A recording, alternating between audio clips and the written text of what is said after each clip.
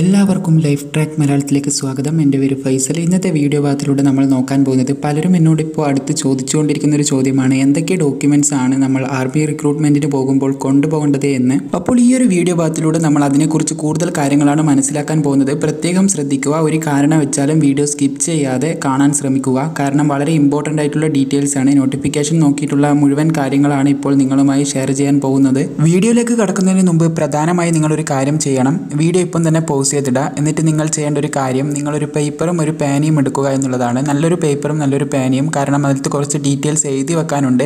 തീർച്ചയായും എല്ലാവരും പോസ് ചെയ്തിട്ട് വീഡിയോ ഇപ്പം തന്നെ പോസ് ചെയ്തിട്ട് എടുക്കേണ്ടതാണ്. പിന്നീട് അതിനുശേഷം നിങ്ങൾ ചെയ്യേണ്ട ഒരു കാര്യം, 1 എന്ന് എഴുതി അതിൻ്റെ അടുത്തായി തന്നെ അഡ്മിറ്റ് കാർഡ് എന്ന് എഴുതി ചേർത്തുക.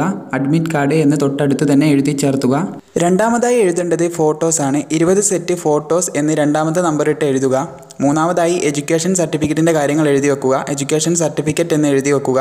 നാലാമതായി നേറ്റിവിറ്റി ഓർ ഡൊമിസൈൽ എന്ന് എഴുതുക. 5 എന്ന അക്കത്തിന് ശേഷം കമ്മ്യൂണിറ്റി ഓർ കാസ്റ്റ് എന്നും കൂടി എഴുതുക. ആറാമതായി റിലീജിയൻ സർട്ടിഫിക്കറ്റ് എന്നും കൂടി എഴുതുക. ഏഴാമത് school contact certificate, school character certificate എന്ന് എഴുതുക. സ്കൂൾ ക്യാരക്ടർ സർട്ടിഫിക്കറ്റ് എന്ന് എഴുതിയാൽ മതിയാവും. എട്ടാമതായി ക്യാരക്ടർ സർട്ടിഫിക്കറ്റ്, വെറും ക്യാരക്ടർ സർട്ടിഫിക്കറ്റ് എന്ന് എഴുതുക.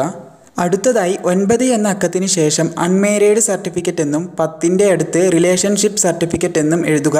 11ാമതായി വരുന്നത് സ്പോർട്സ് സർട്ടിഫിക്കറ്റ് ആണ്. ഈ ലിസ്റ്റിൽ 12ാമതായി വരുന്നത് അഫിഡവിറ്റ് ആണ്. അവിടെ നിങ്ങൾ അഫിഡവിറ്റ് എന്ന് എഴുതി ചേർത്തുക. തുടരെ 13ാമതായി D+ മാർക്ക് ഷീറ്റ് എന്നും കൂടി എഴുതുക. ഈ ലിസ്റ്റിൽ അവസാനമായി വരുന്നതാണ് 14ാമതായി വരുന്നതാണ് പോലീസ് PCC. പോലീസ് PCC എന്നോ പോലീസ് ക്ലിയറൻസോ എന്നോ എഴുതാൻ സാധിക്കുന്നതാണ്. അപ്പോൾ ഇതൊക്കെ നിങ്ങൾ എഴുതി റെഡിയാക്കി വെക്കുക. ഇനി നിങ്ങൾ ചെയ്യേണ്ട കാര്യം, ഇപ്പോൾ നിങ്ങൾ എഴുതിയ പേപ്പർ നല്ല വൃത്തിയിലും പിന്നെ മനസ്സിലാകുന്ന രീതിയിലുമാണെന്ന് ഉറപ്പ് വരുത്തുക. അല്ലെങ്കിൽ മറ്റൊരു പേപ്പറിലേക്ക് മാറ്റി എഴുതുക. പിന്നീട് നിങ്ങൾക്ക് ഇത് നോക്കി തന്നെ എല്ലാ കാര്യങ്ങളും മനസ്സിലാക്കാൻ സാധിക്കുന്നതാണ്.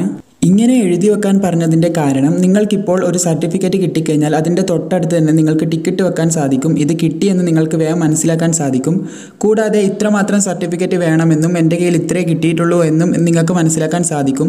ഇതിന് പുറമെ നിങ്ങൾ ഇതിൻ്റെ കോപ്പിയൊക്കെ എടുത്തു എല്ലാ കാര്യങ്ങളും ശരിയായി എന്ന് നിങ്ങൾക്ക് ബോധ്യമായാൽ അതിൻ്റെ അടുത്ത് തന്നെ ഒരു ഇൻറ്റു മാർക്ക് ഇട്ടാൽ അതും നിങ്ങൾക്ക് മനസ്സിലാക്കി എടുക്കാൻ സാധിക്കും. ഈ ഒരു പേപ്പറിൻ്റെ അഥവാ ഈ ഒരു ഡോക്യുമെൻസിൻ്റെ എല്ലാ കാര്യങ്ങളും, ഈ ഒരു സർട്ടിഫിക്കറ്റിൻ്റെ എല്ലാ കാര്യങ്ങളും പൂർത്തിയായി എന്ന് നിങ്ങൾക്ക് മനസ്സിലാക്കാൻ സാധിക്കും. ഇനി നമ്മൾക്ക് ഇപ്പോൾ പറഞ്ഞു പോയിട്ടുള്ള ഈ 14 ഡോക്യുമെൻസിൻ്റെ ഡീറ്റെയിൽസ് ഒന്ന് നോക്കാം. എവിടെ നിന്നാണ് സംഘടിപ്പിക്കേണ്ടത് എന്നൊക്കെ വളരെ വേഗത്തിലൊന്ന് നോക്കാം. അപ്പോൾ ഈ ലിസ്റ്റിൽ നമ്മൾ ആദ്യം പറഞ്ഞത് അഡ്മിറ്റ് കാർഡ് ആണ്. അഡ്മിറ്റ് കാർഡ് നമുക്ക് റാലിക്ക് ഒരാഴ്ച മുമ്പോ 2 ആഴ്ച മുമ്പോ നമ്മൾ ഓൺലൈനായി ഡൗൺലോഡ് ചെയ്തെടുക്കേണ്ടതാണ്. അത് വന്നാൽ തീർച്ചയായും നമ്മുടെ ചാനലിലൂടെ ഷോർട്ട് വീഡിയോ ആയോ അല്ലെങ്കിൽ കമ്മ്യൂണിറ്റി പോസ്റ്റ് മുഖാന്തരമോ നിങ്ങളെ അറിയിക്കാം. എന്തായാലും വാട്സപ്പ് ഗ്രൂപ്പിലൂടെയും അറിയിക്കാൻ ശ്രമിക്കാം. പിന്നെ പ്രത്യേകം ശ്രദ്ധിക്കേണ്ട ഒരു കാര്യമാണ്, അഡ്മിറ്റ് കാർഡ് ഡൗൺലോഡ് ചെയ്തെടുക്കുമ്പോൾ തീർച്ചയായും നല്ല ക്വാളിറ്റിയുള്ള പേപ്പറിലും ക്വാളിറ്റി പ്രിൻറ്റും എടുക്കാൻ ശ്രദ്ധിക്കുക. ഇത് കൂടാതെ അഡ്മിറ്റ് കാർഡിന് ചുളുക്കോ മടക്കോ ഒന്നും ചെയ്യാതിരിക്കുക. ഈ ലിസ്റ്റിൽ നമ്മൾ രണ്ടാമതായി പറഞ്ഞതായിരുന്നു പാസ്പോർട്ട് സൈസ് ഫോട്ടോ 20 എണ്ണം. അപ്പോൾ അത് കളർ ഫോട്ടോ തന്നെ എടുക്കാൻ ശ്രദ്ധിക്കുക. മാത്രമല്ല ബാക്ക്ഗ്രൗണ്ട് വൈറ്റ് ആക്കാനും ശ്രദ്ധിക്കുക. ഇത് കൂടാതെ 3 മാസത്തിനുള്ളിൽ എടുത്തതായിരിക്കണം. അൺഅറ്റസ്റ്റഡ് ആയിട്ടുള്ള ഫോട്ടോ ആയിരിക്കണം. അതിൻ്റെ മുകളിൽ ഒപ്പൊന്നും ഇടേണ്ട ആവശ്യമില്ല. മൂന്നാമതായി വരുന്നത് എഡ്യൂക്കേഷൻ സർട്ടിഫിക്കറ്റ് ആണ്. ഇതിനെക്കുറിച്ച് കൂടുതൽ പറയേണ്ട ആവശ്യമില്ല, എല്ലാവർക്കും അറിയാവുന്ന കാര്യമാണ്. എന്തൊക്കെ എഡ്യൂക്കേഷൻ സർട്ടിഫിക്കറ്റ് നിങ്ങളുടെ പക്ഷത്തുണ്ടോ അതൊക്കെ റാലിക്ക് പോകുമ്പോൾ നിങ്ങൾ കൊണ്ടുപോകേണ്ടതാണ്. നാലാമതായി നമ്മൾ നോക്കിയിട്ടുണ്ടായിരുന്നത് നേറ്റിവിറ്റി ഓർ ഡൊമിസൈൽ ആണ്. ഇതിൽ രണ്ടിൽ ഏതെങ്കിലും ഒന്ന്. ഇത് ഇഷ്യൂ ചെയ്തത് ജില്ലാ മജിസ്ട്രേറ്റോ അല്ലെങ്കിൽ തഹസിൽദാറോ ആയിരിക്കണം. ഫോട്ടോ വേണം എന്നും പറഞ്ഞിട്ടുണ്ട്. ഇനി 5ാമതായി നമ്മൾ നോക്കിയിട്ടുണ്ടായിരുന്നത് കമ്മ്യൂണിറ്റി ഓർ കാസ്റ്റ് ആണ്. ഇതിലും രണ്ടിൽ ഏതെങ്കിലും ഒന്നാണ് ചിലവർക്ക് കിട്ടുക. അത് ചില വിഭാഗം പോലെയാണ്. OBCക്കെല്ലാം കാസ്റ്റാണ് വരുന്നതെന്ന് തോന്നുന്നു. അപ്പോൾ കാസ്റ്റോ അല്ലെങ്കിൽ കമ്മ്യൂണിറ്റിയോ ഇതിൽ ഫോട്ടോ ഉണ്ടായിരിക്കണം. അത് ജില്ലാ മജിസ്ട്രേറ്റ് ഇഷ്യൂ ചെയ്തതായിരിക്കണം. ജില്ലാ മജിസ്ട്രേറ്റോ അല്ലെങ്കിൽ തഹസിൽദാറോ ഇഷ്യൂ ചെയ്തിട്ടുണ്ടാകണം എന്നാണ് പറഞ്ഞിട്ടുള്ളത്. ഇനി നമ്മൾ പറഞ്ഞത് 6ാമതായി പറഞ്ഞിട്ടുള്ളത് റിലീജിയൻ സർട്ടിഫിക്കറ്റ് ആയിരുന്നു. റിലീജിയൻ സർട്ടിഫിക്കറ്റ് ആവശ്യമായിട്ടുള്ളവർ കമ്മ്യൂണിറ്റിയിലോ കാസ്റ്റിലോ നല്ലവണ്ണം നമ്മുടെ മതത്തിനെക്കുറിച്ച് പരാമർശിച്ചിട്ടില്ലെങ്കിൽ നമുക്ക് റിലീജിയൻ സർട്ടിഫിക്കറ്റ് എങ്കിൽ മാത്രമേ ആവശ്യമുള്ളൂ. അപ്പോൾ എല്ലാവർക്കും ഈ ഒരു സർട്ടിഫിക്കറ്റിൻ്റെ ആവശ്യം ഉണ്ടാവണമെന്നില്ല. ഇനി വരുന്നത് സ്കൂൾ ക്യാരക്ടർ സർട്ടിഫിക്കറ്റ് ആണ്. ഇതിനെക്കുറിച്ച് എല്ലാവർക്കും അറിയാമെന്ന് എനിക്ക് തോന്നുന്നു. ഇത് നമ്മൾ പഠിച്ചിട്ടുള്ള സ്കൂളിൽ നിന്നോ കോളേജിൽ നിന്നോ ആണ് വാങ്ങേണ്ടത്. കഴിഞ്ഞു പോയ കോളേജിൽ വാങ്ങുന്നതാണ് ഏറ്റവും നല്ലത്. അങ്ങനെയാണ് ഇപ്പോൾ നോട്ടിഫിക്കേഷനിൽ പറഞ്ഞിട്ടുള്ളത്.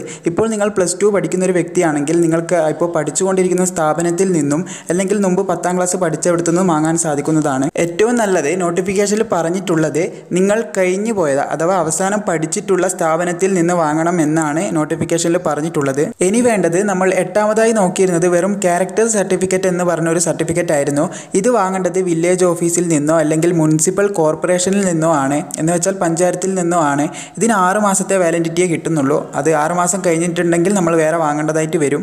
9ാമതായി നമ്മൾ നോക്കിയിട്ടുണ്ടായിരുന്നത് അൺമേരീഡ് സർട്ടിഫിക്കറ്റ് ആയിരുന്നു. ഇത് പഞ്ചായത്തിൽ നിന്നോ വില്ലേജ് ഓഫീസിൽ നിന്നോ നമുക്ക് വാങ്ങാൻ സാധിക്കുന്നതാണ്. 6 മാസത്തെ വാലിഡിറ്റി മാത്രമേ ഇതിനുള്ളൂ. 21 വയസ്സിന് താഴെയുള്ളവർ മാത്രമേ ഇത് വാങ്ങേണ്ട ആവശ്യവുമുള്ളൂ. 10ാമതായി നമ്മൾ നോക്കിയിട്ടുണ്ടായിരുന്നത് റിലേഷൻഷിപ്പ് സർട്ടിഫിക്കറ്റ് ആയിരുന്നു. ഇതും എല്ലാവർക്കും ആവശ്യമില്ല. പട്ടാളത്തിലോ അല്ലെങ്കിൽ ഡിഫൻസിലോ ജോലി ചെയ്യുന്നവർക്കോ അഥവാ ജോലി ചെയ്യുന്നവരുടെ മക്കൾക്കോ അല്ലെങ്കിൽ മുൻപ് ജോലി ചെയ്തിട്ടുള്ളവരുടെ മക്കൾക്കോ ആണ് ഇത് ആവശ്യമായിട്ടുള്ളത്. 11ാമതായി നമ്മൾ നോക്കിയിട്ടുണ്ടായിരുന്നത് സ്പോർട്സ് സർട്ടിഫിക്കറ്റ് ആണ്.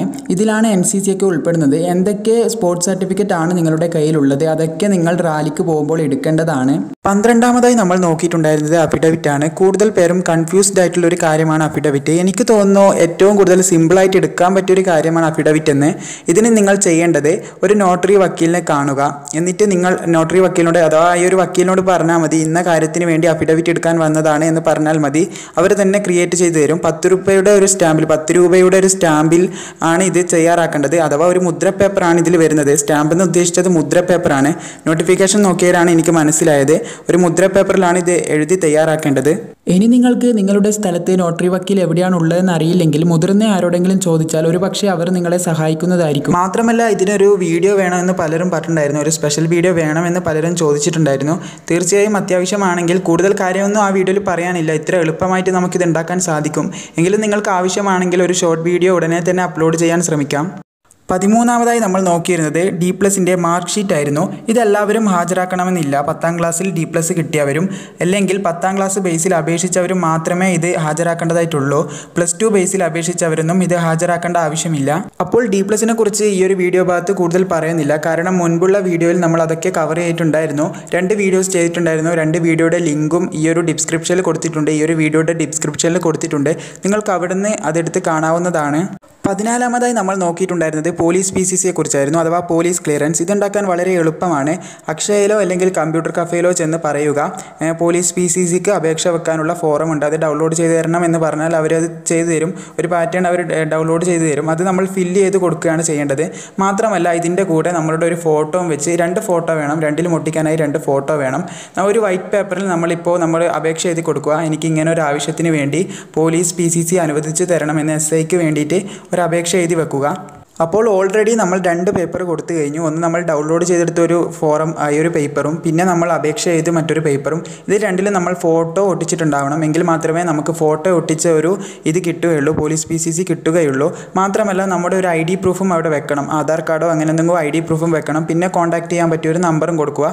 വളരെ എളുപ്പമാണ്. ഇതൊക്കെ ഞാൻ ഇതിൻ്റെ ഒരു സ്പെഷ്യൽ വീഡിയോ ചെയ്യാമെന്ന് പറഞ്ഞിട്ടുണ്ടായിരുന്നു. ഓരോന്നിൻ്റെയും സ്പെഷ്യൽ വീഡിയോ ആയിട്ട് അപ്ലോഡ് ചെയ്യാൻ ശ്രമിക്കാമെന്ന് പറഞ്ഞിട്ടുണ്ടായിരുന്നു. അങ്ങനെ അപ്ലോഡ് ചെയ്യുകയാണെങ്കിൽ അതിലൊക്കെ ഇത് കറക്റ്റായിട്ട് പറഞ്ഞു തരാൻ ശ്രമിക്കാം. അപ്പോൾ ഫ്രണ്ട്സ്, ഡോക്യുമെൻറ്റ്സിനെ കുറിച്ച് നിങ്ങൾക്ക് ഏകദേശം ഒരു ഐഡിയ കിട്ടിക്കാണുമെന്ന് കരുതുന്നു. എന്തെങ്കിലും രീതിയിലുള്ള സംശയങ്ങൾ ഉണ്ടെങ്കിൽ തീർച്ചയായും കമൻറ്റ് ബോക്സിലോ വാട്സപ്പ് ഗ്രൂപ്പിലോ നിങ്ങൾ ചോദിക്കുക. മാത്രമല്ല നിങ്ങളിപ്പോൾ എഴുതി തയ്യാറാക്കിയ ഒരു ലിസ്റ്റില്ല. ഈ ഒരു ലിസ്റ്റിൽ നിങ്ങൾക്ക് ആവശ്യമുള്ള സാധനം മാത്രം മതി. എന്ന് വെച്ചാൽ ആവശ്യമുള്ള ഡോക്യുമെൻറ്റ്സ് മാത്രം എഴുതി വെച്ചാൽ മതി. ബാക്കിയുള്ളതെല്ലാം നിങ്ങൾ വെട്ടിക്കളയുക, അല്ലെങ്കിൽ മറ്റൊന്നിലേക്ക് പകർത്തി എഴുതുമ്പോൾ അത് ഒഴിവാക്കി എഴുതാൻ ശ്രദ്ധിക്കുക.